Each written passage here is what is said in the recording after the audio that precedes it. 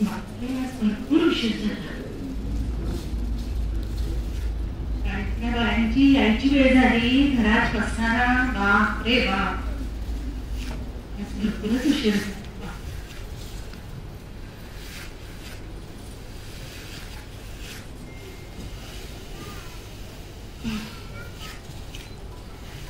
अजून आलं नाही.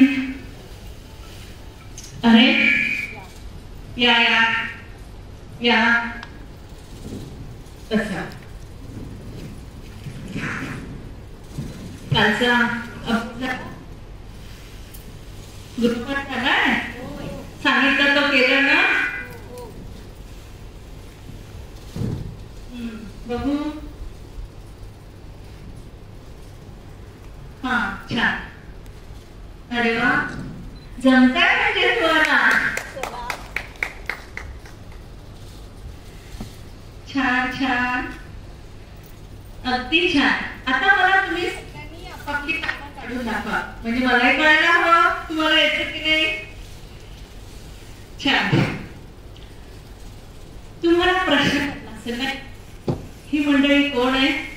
हो, आमच्याच घराच्या आजूबाजूची मंडळी आहे. मला आठवते जयाची कविता रचते, जयाची क्रिकेट ड्रामा, जयाने दिली कुठली सावित्रीला प्रणाम करी मी यती ज्योती बनणार. हो, प्रणामच करावं लागेल. मीच नव्हे तर समस्त स्त्रियांच्या वतीने मी ज्योतिबांना नमस्कार करते. कोण होते मी? नागगाव हे माझं माहेर. नायगाव हे तालुक्याचं ठिकाण, त्यामुळे छोटंसं, पण तरीही आमच्याकडे पाटीलकी असल्यामुळे आमच्याकडे राबराबता होता. पण पुणे म्हणजे चक्क पेशव्यांचे माहेरघरच ना. त्यात आमच्या घरी पेशवाई पासूनच पाटीलकी होती, शिवाय व्यापारी होता. त्यामुळे इंग्रजांची सुद्धा आमच्याकडे उठबस असायची. त्यामुळे मग काय बघायलाच नको, वातावरण अगदी सुशिक्षित. आमचे शेठजी म्हणजे अतिशय तल्लख बुद्धीचे.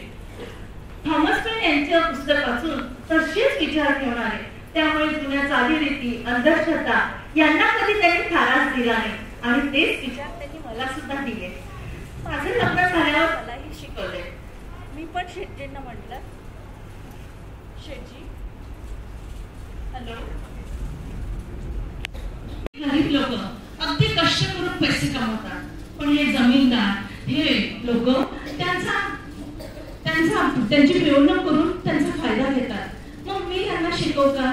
तर शेठजींनी मला परवानगी दिली आणि माझ्या बुद्धीचा तेवढाच उपयोग होतो. म्हणून मी हे लोक घरी आल्यावर काम करून घरी येतात आणि मग त्यांना मी माझ्या घरी बोलवते. चला, मी बोलत नाही बसली, ह्यांच्याकडे बघावं लागेल ना. चला, झालं का? हा, इथे ना सरस्वती नाव आहे ना, इथे यावर विनंती घ्यावी. ला, हा बरोबर, अगदी बरोबर. सखूबाई, अरे वा, छान. हा बरोबर आहे. ताई तुम्ही काय लिहिलं? पार्वती. हा, वर फरक हा. छान जमायला लागलं बरं का तुम्हाला. अरे वा, लक्ष्मी. बरोबर लिहिलंय तुम्ही. विमल, बरोबर आहे, बरोबर. फक्त ह्याची ना रस्व करायची आहे विमल. चला, खूप छान जमायला लागलं. बरं, आता आजचा अभ्यास आपण इथे थांबवू. उद्या या. हा, पण उद्या वेळेवर या अगदी. आणि सोबत काका नाही घेऊन येत. चला, त्यांचाही बुद्धीचा थोडासा जंग निघेल. ठीक आहे, मग उद्या.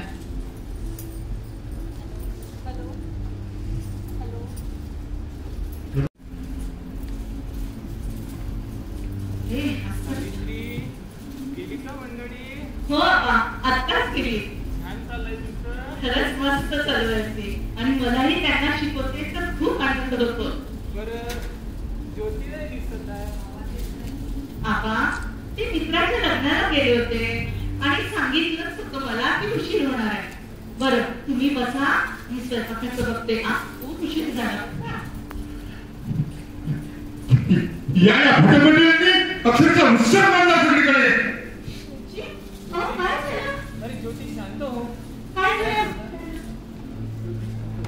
काय सांगतो बाबा, काय सांगतो? मी पाणी आणते.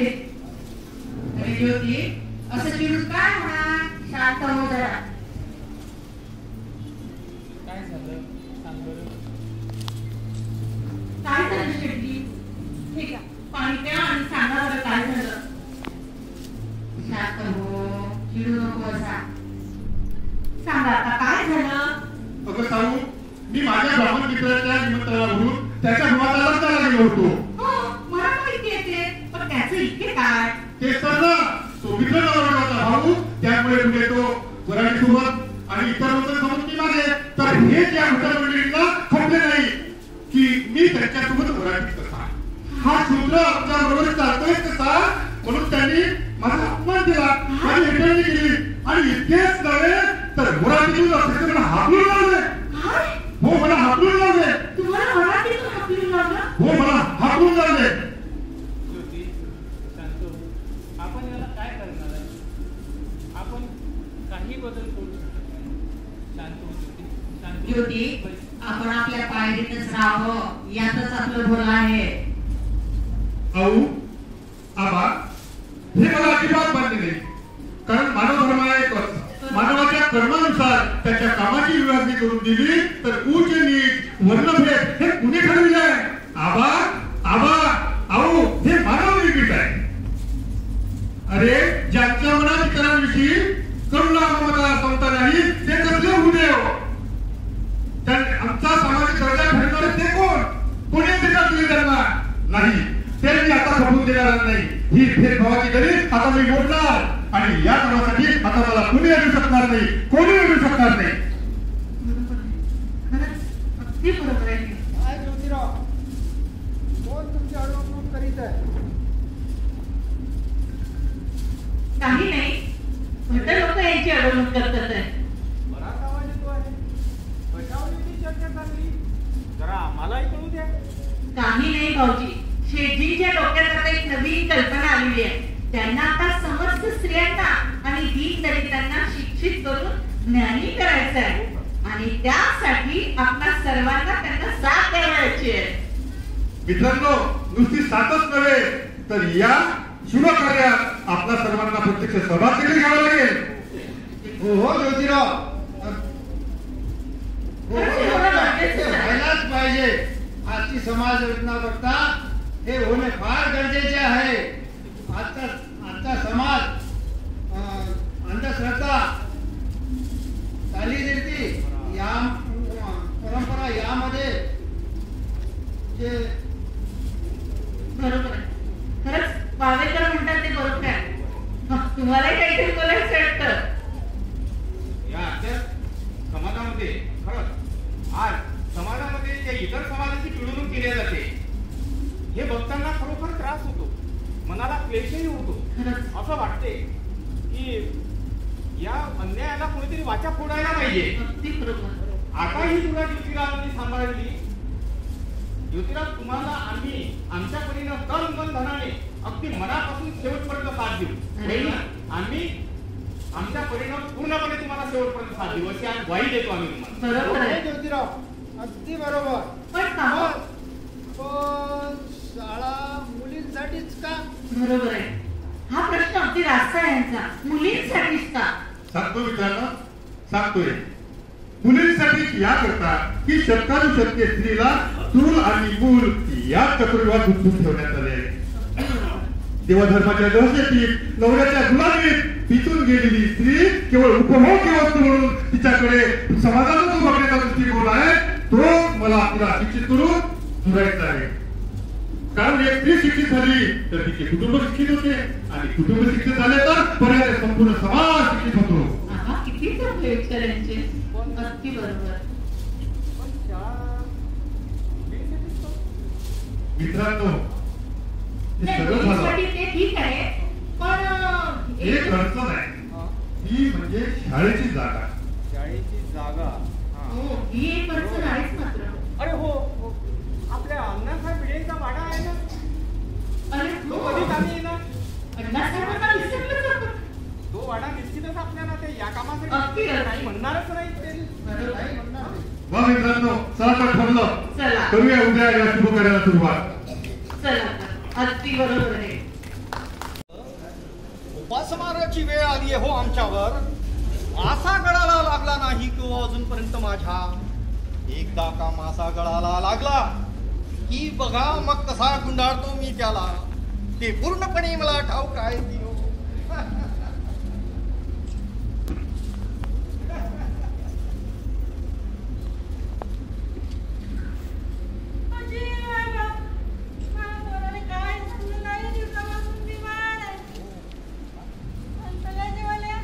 काय झालं तुझ्या मुलाला?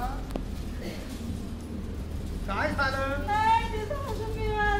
अरे वा वा, सांगतो की त्यासाठीच तर आम्ही लोक आहोत इथे. हे बघ, तुला काय झालं ते ऐक निघण्याची इच्छा आहे की नाही तुझी? हा. मला असं वाटते तुमच्या घरामध्ये महाभयंकर एक कोप झालेला आहे आणि त्यासाठी मोठी सत्यनारायणाची पूजा करावी लागणार आहे. करशील का? वरून मोठी दक्षिणा सुद्धा द्यावी लागेल आणि शुद्ध पंगत सुद्धा द्यावी लागेल.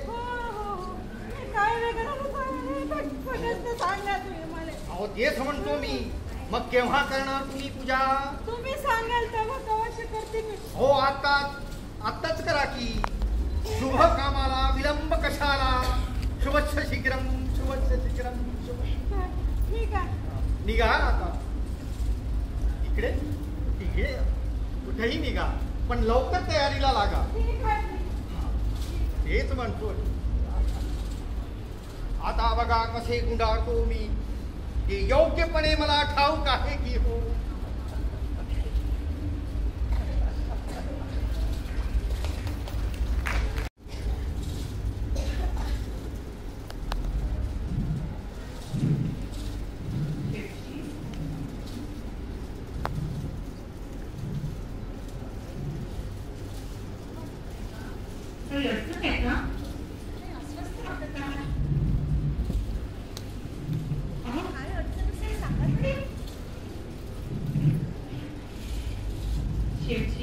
तुम्ही शांत व्हा.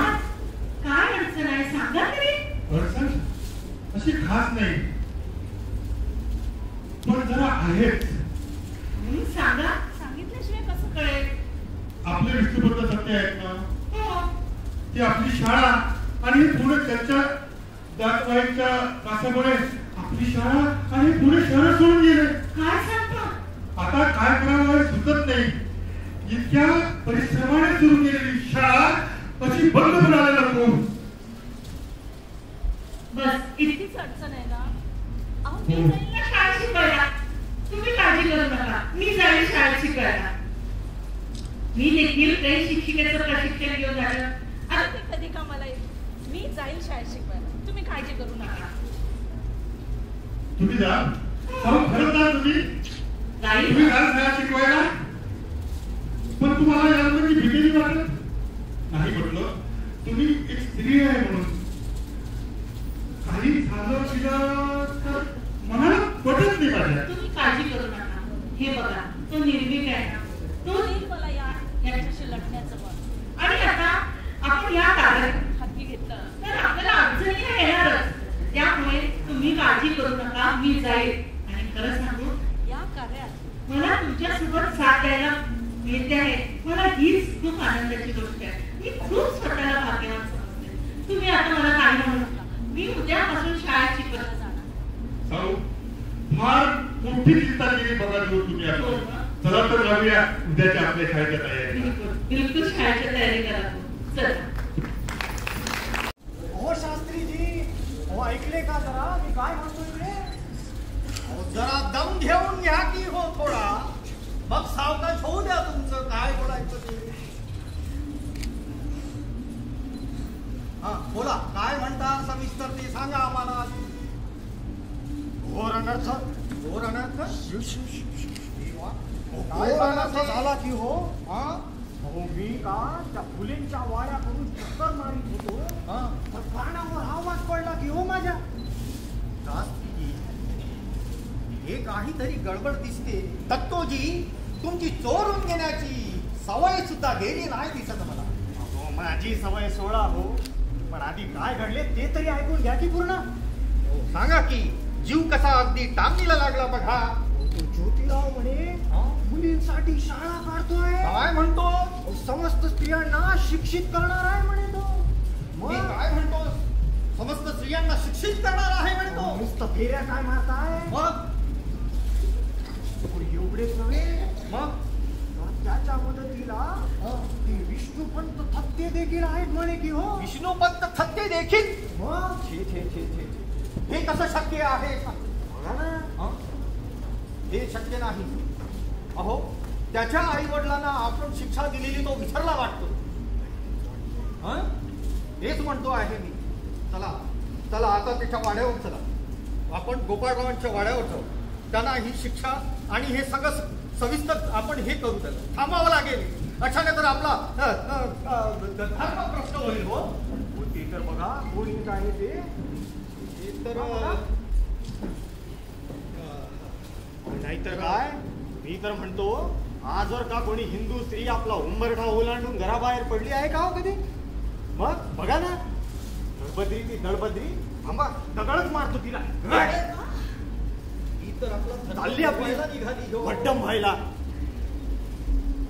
हा कुठे निघाली? मी तुमचा धर्म भ्रष्ट करते नाही. मी तुमचा धर्म भ्रष्ट करीत नाही. तुम्ही माझ्या नवऱ्याच्या आज्ञेचं पालन करते. माझ्या नवऱ्याच्या पावलावर पाऊल ठेवणं, त्याच्या खांद्याला लावून म्हणजे माझं पापी करतं. आणि तुम्ही काय लावलं हे? तुम्हाला काय करायचं ते तुम्ही करून घ्या. देव तुम्हाला क्षमा करो.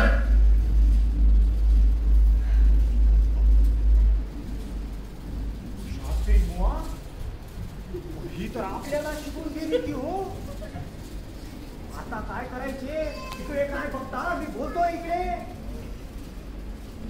आता काय करायचे? देशाने तर आपले पोलीस नाही आहेत ना. हो तेच तर म्हणतो आहे. हो काहीतरी मार्ग सुचवा हो शास्त्रीजी. हो तेच गप्प का बसले? मी गप्प नाही की तुम्ही तिला घाबरले. नाही मी नाही घाबरलो. मी तो विचार करत आहो की काय करायचे की अचानक आपला हा हे सगळं नाटक थांबलं पाहिजे.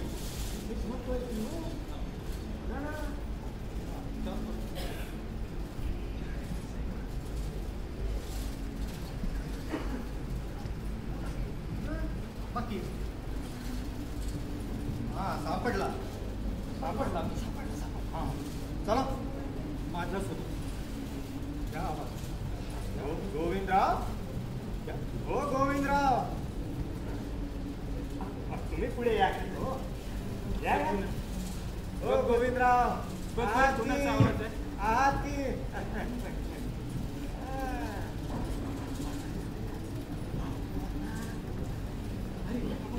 अरे तुम्ही काय मला बोलावं? हे सगळं ठीक आहे, पण आम्ही इथे कशासाठी आलो तुम्हाला माहित नाही. तुमच्या मुलांनी जे प्रताप चालवले आहे त्याला आम्ही थांबा तुम्ही, नाहीतर आमच्या सारखा वाईट नाही. काय झालं? सांगा तुम्ही, स्पष्ट बोलाय. काय झालं ते विचारता. गोविंदराव लक्षात ठेवा, तुम्ही जर हे थांबवलं नाही तर तुम्हाला आम्ही पुण्यात राहू देणार नाही. पुण्यातच नाही तर कदाचित तुम्हाला कळाले का? याद राखा, गाठ आमच्याशी आहे, सांगून ठेवतो. कळाले का?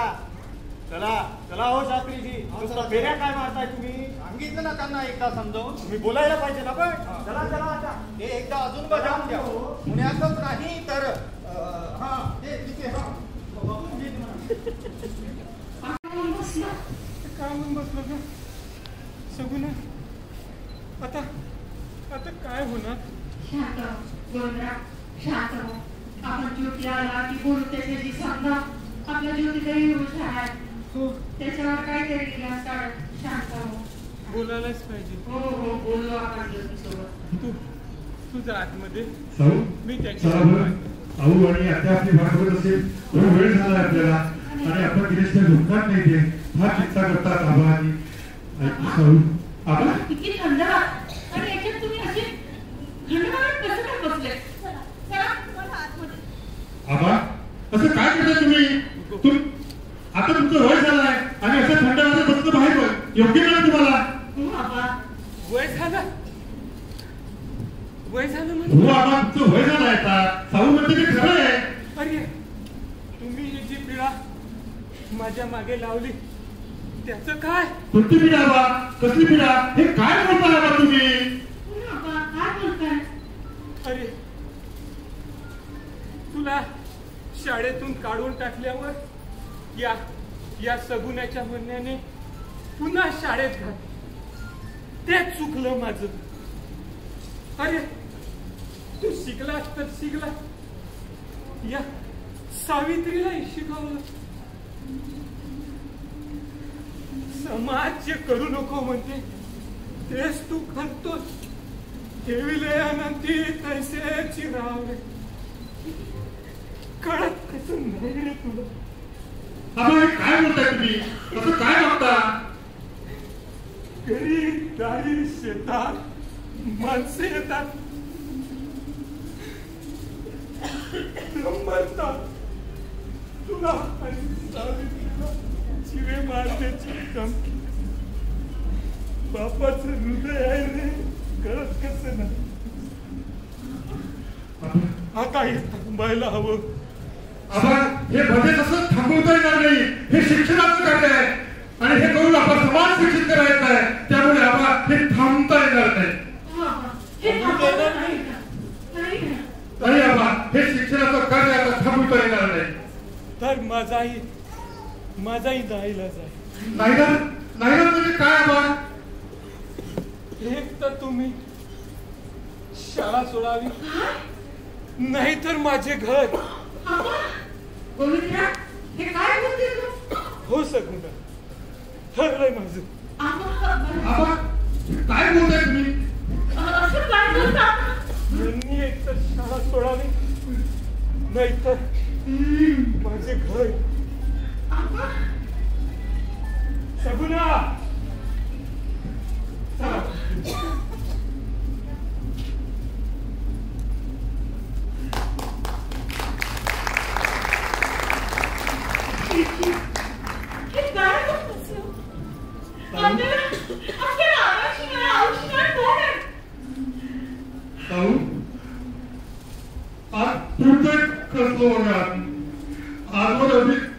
आजवर कधीच आम्हाला उत्तर दिले नाही. प्रत्येक गोष्टीत आबा माझ्या पाठीशी असायचे. मी 9 महिन्याचा असताना आबांनी मला सांभाळ केला. कधी कुठल्याच गोष्टीची उणीव भासू दिली नाही. साऊ आईची खूप आठवण येते. ती असती तर तिने येऊ दिली का आपल्या पिलांना वेळ. साऱ्या दुनियेचे वार तिने आपल्या छातीवर पेरले, ते आपल्या मुलांसाठी. प्रत्यक्ष आबांची देखील ती भागायला तयार झाली असती. साऊ तयार झाली असती. पण कोण आहे मला? कोण आहे मला साऊ? कोणाकडे बघू मी? कोणाकडे बघू साऊ? कोणाकडे बघू साऊ? त्यांनी मनातून हा निर्णय घेतलेला नाही. परिस्थिती समोर ते खतम झालं. पण हे बघा, या लढाईत असंख्य जाती, पण आपल्या दोघांना ही लढाई अखंडपणे पार पाडायची. तुम्ही जर असे हताश झाले तर त्या असंख्य नजरांनी कुणाकडे बघायचं? शांतवा शेठ आणि आपल्यामुळे आपण आणखी त्रास होऊ द्यायचा नाही. चला आपण आता आपल्या शैक्षणिक कार्यासाठी आपण संपूर्ण त्याग करायला तयार झालो. तुम्ही माझ्यासोबत आहात, मला त्याचा प्रचंड अभिमान आहे. पण आता एक गोष्ट आपल्याला करावं लागणार आहे. आपण आबांना अधिक त्रास होऊ नये म्हणून हे घर सोडणार. चला तर आपण हे घर सोडू आणि घर सोडण्याच्या तयारीला लागू. चला तर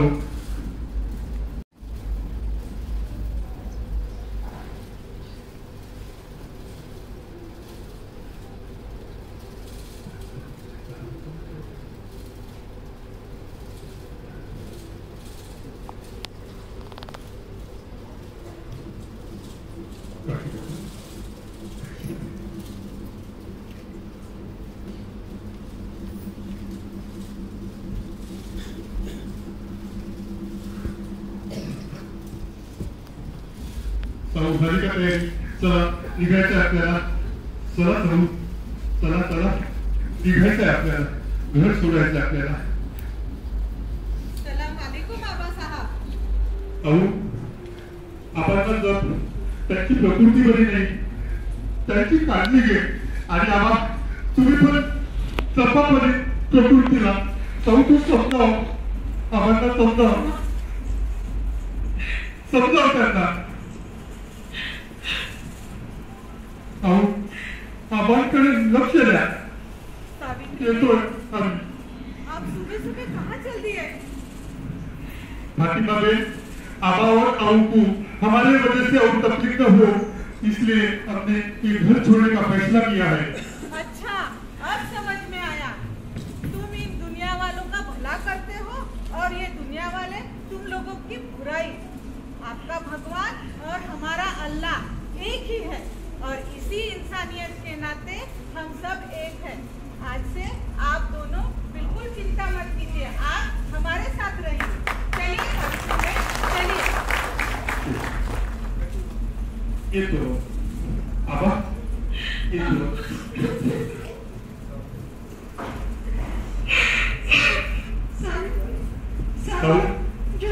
चला.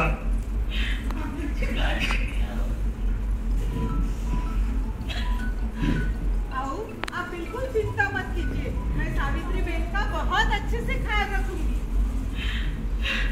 चला आपण निघायला हवं, नाहीतर ही आखी हरली होती. चला.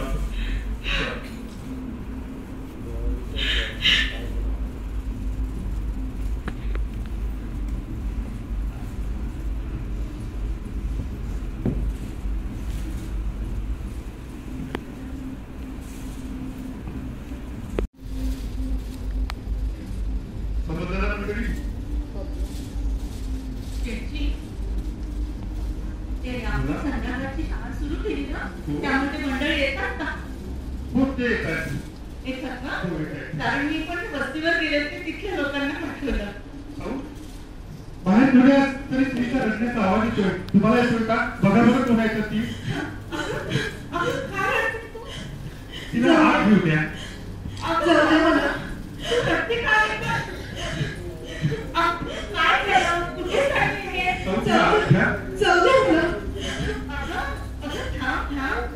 तुला काय झालं ते सांग. ये आतमध्ये आणि सांग सविस्तर काय झालं. बाळा बैस इथे, बैस इथे. आणि आता सांग, तुझं नाव काय बाळा? माझं नाव काशी. आणि काय रडतेस एवढं पवित्र नाव असताना? मी बालविधवा आहे. काय झालं रडायला माझ्या आणि कुठे काही अधिकार नाही. काय झालं जगण्याचा अधिकार नाही म्हणजे काय झालं? तू बाळा इथे तुला कशाची भीती नाही. इथे तू सुरक्षित आहे, पूर्णतः सुरक्षित आहे. तुला या घरी कुठलीही भीती नाही. तू सांग आम्हाला. मी तुम्हाला नाही सांगू शकत. सांग बाळा.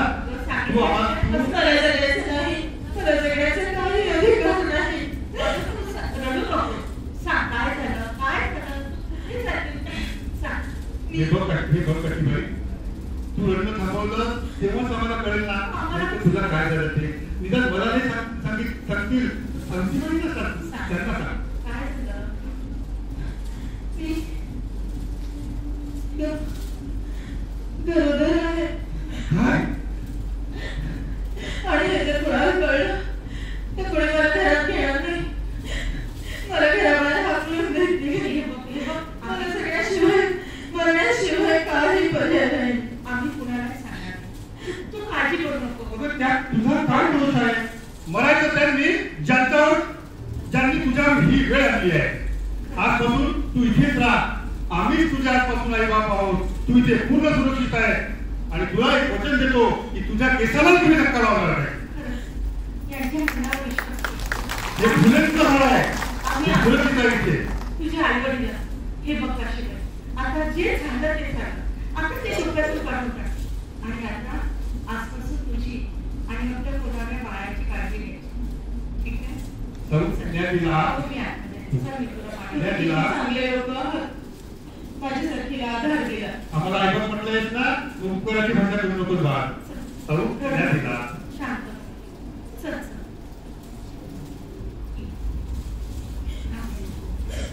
तुला कोणी काहीच करणार नाही. शेठजी, या स्त्रियांची ही व्यथा.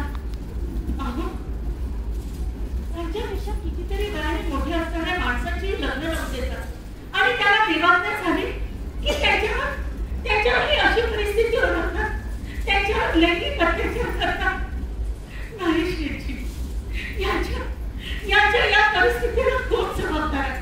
त्यांच्या कुटुंबातले लोक सुद्धा त्यांना साथ देत नाही. अशाच या लाचारीतून जगत असतात. आपण यांच्यासाठी काहीतरी करायला हवं. यांच्यासाठी काहीतरी करू आपण. किती लाचारी उचल. आधी तुम्ही शांत व्हा. बरं, काय करावं असं वाटतं तुम्हाला? आपण शेठजी, मला वाटतं या स्त्रिया विधवा झाल्यावर जेव्हा बरोबर होतात, एक तर त्यांना यांचं झालेलं मूल मारून टाकावं लागतं, नाही तर यांना आत्महत्येचा पर्याय असतो.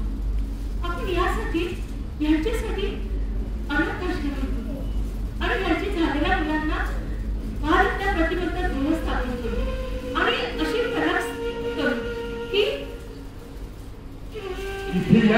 आणि त्यांच्या स्वतः बाळांना त्या मुलाला सोबत द्या किंवा या गृहात ठेवा. आपण त्यांची काळजी घेऊ, अगदी जातीने काळजी घेऊ. काय बोलताय तुम्ही? हो शेठजी, ही तर अत्यंत आनंदाची गोष्ट आहे. आपण तसे संपूर्ण पुण्यावर फलक लावू. हो शेठजी. आणि सगळ्यांना सांगू की आमच्या इथे या आणि सुरक्षित बाळपण घेऊन जा. आजपासून त्या सगळ्यांची अशा मुलींची जबाबदारी हे सौने घेतलेली आहे, आमच्या सौने घेतलेली आहे. जोपर्यंत आपण हे स्थापन करणार नाही तोपर्यंत का? इतकंच करूय, आपलं घर आहे ना, तोपर्यंत आपण आपल्या घरीच बाळाश्रम सुरू करूया. आपल्या घरी हो, आपल्या घरूनच सुरुवात करायची. आपला वाडाही मोठाच आहे. खरंच यांच्यासाठी आपण काहीतरी केलं ना तर मला खूप समाधान होईल. चला आता तर तुम्ही आनंदी आहेत ना, तर चला मग याही कामाला लागूया.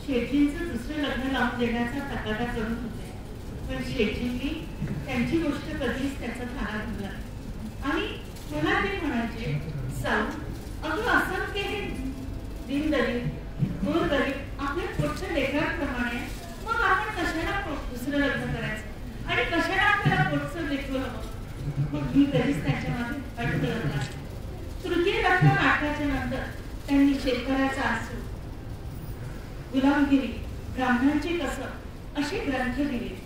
एवढेच नव्हे तर 24 सप्टेंबर 1873 रोजी सत्यशोधक समाजाची स्थापना करून बहुजनांना एक जगण्याचा नवीन मंत्र दिला आणि त्यामध्ये विना पुरोहिताची लग्नविधी आणि मंगलाष्टक लिहून ठेवले.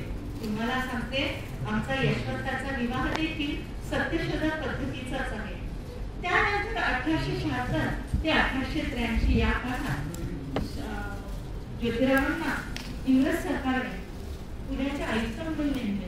त्या 7 वर्षात त्यांनी पुण्याचा अगदी कायापालटच केला. इतकेच नव्हे तर त्यांचे पुणे कमर्शियल कॉन्ट्रॅक्टिंग एक कंपनी होती. त्यामध्ये इमारते, राजवाडे, धरणे, पूल यांचं त्यांनी बांधकाम केलं. काय काय सांगावं आणि काय काय नाही एक उदाहरण देण्यासारखं म्हणजे साताऱ्याहून जेव्हा आपण पुण्याहून जेव्हा साताऱ्याकडे जातो कात्रजचा जो बोगदा आहे तो या कंपनीनेच बांधला. मुंबईचे मुख्यालय ते देखील या कंपनीनेच बांधले. एवढेच नव्हे तर खडकवासल्याचे धरण सुद्धा याच कंपनीने बांधले.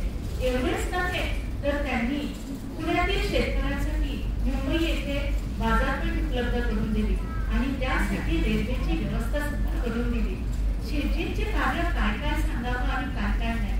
आता नुकताच त्यांचा मुंबई येथे कोळीवाडा येथे मोठा सत्कार झाला. त्यामध्ये संपूर्ण गावकऱ्यांच्या वतीने त्यांना महात्मा ही पदवी मिळाली. पण त्यानंतर मात्र त्यांना अर्धांगा वायूचा झटका आला आणि त्यांचं उजवी बाजू पूर्ण अपघात झाली. आणि त्यातही त्यांनी सार्वजनिक सत्यधर्म हा ग्रंथ लिहायला घेतला होता. पण त्यांची उजव्या हाताने लिहिता येत नसून सुद्धा त्यांची इच्छाशक्ती इतकी दांडली की त्यांनी तो ग्रंथ डाव्या हाताने लिहून पूर्ण केला. आता मात्र त्या फार खंडून गेले होते. त्यांनी मला एक दिवस जवळ बोलवले आणि म्हणाले, साऊ आता आमची शेवटचीच घटना. तर मी जायच्या आधी आम्हाला यशवंताचा 204 झालेले बघायचे आहे. तर आम्ही राधा म्हणून नावाच्या मुलीशी त्याचा विवाह केला. आमची राधा अतिशय सुरसुरीत बरं का, खूप गोळी मुलगी आहे. जरा बोलत काय बसली. शेटजींच्या औषधांची वेळ झाली. या शेटजी या.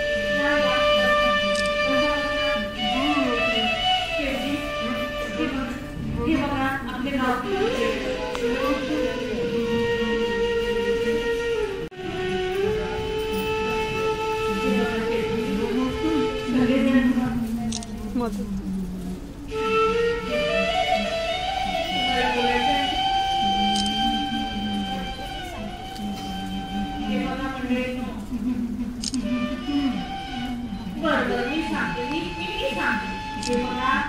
तुम्ही बसा, बसून घ्या. हे बघा, शेवटी म्हणतात आपण आतापर्यंत भरपूर कार्य केले, यापुढेही करू, पण आपल्याला कदाचित आता विचारित त्याचं फळ मिळालं नाही, पण येत्या 50 वर्षात त्याचं फळ नक्की मिळेल. पण तुम्ही जशी पेशंट वागता तशी वागू नका. साऱ्या शूद्राती शूद्रांना शिक्षण द्या. शिक्षण ही मनुष्यत्व प्राप्त करते. हे बघा, अंगलाही आज आहे, उद्या नाही, पण जोपर्यंत इंग्रजी राजवट आहे तोपर्यंत साऱ्या शूद्राती शूद्रांना शिक्षण द्या. शिक्षण हे वाघिणीचं दूध आहे, त्यामुळे साऱ्यांना शिक्षण द्या. शिक्षण द्या.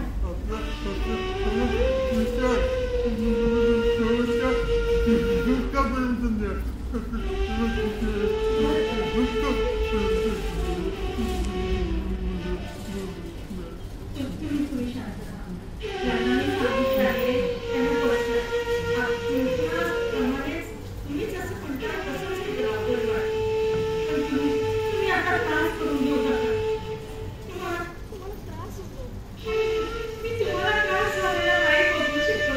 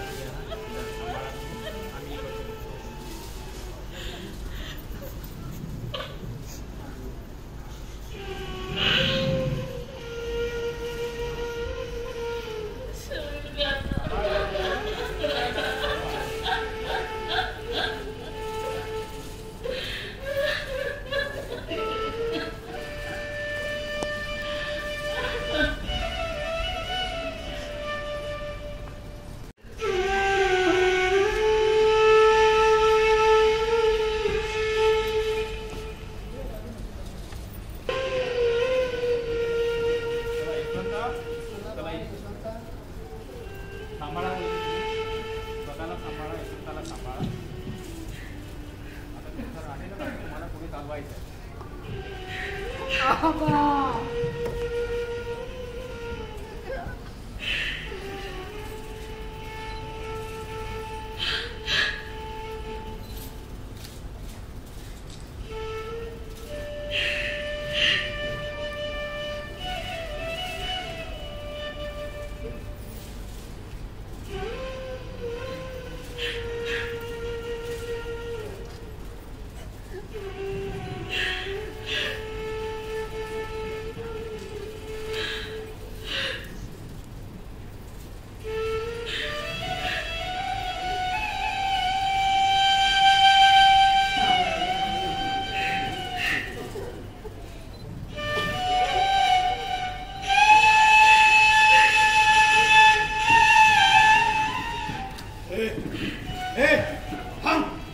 खबरदार त्याला हात लावला तर. कोण कुठला रे तू? जातीचा ना पातीचा? आणि कोण कुठली ती काशी? कुठे गेली होती कोण काळ करायला? आणि तिचा मुलगा तुम्ही दत्तक घेतला म्हणे, हे आम्हाला मान्य नाही. खरा अधिकार तो माझा आहे.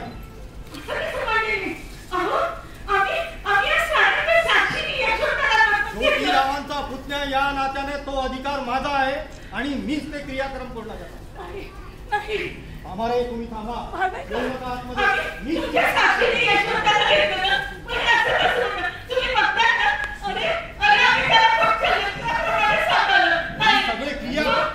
ही सगळी क्रिया कुळातील लोकांनीच करावी लागतात.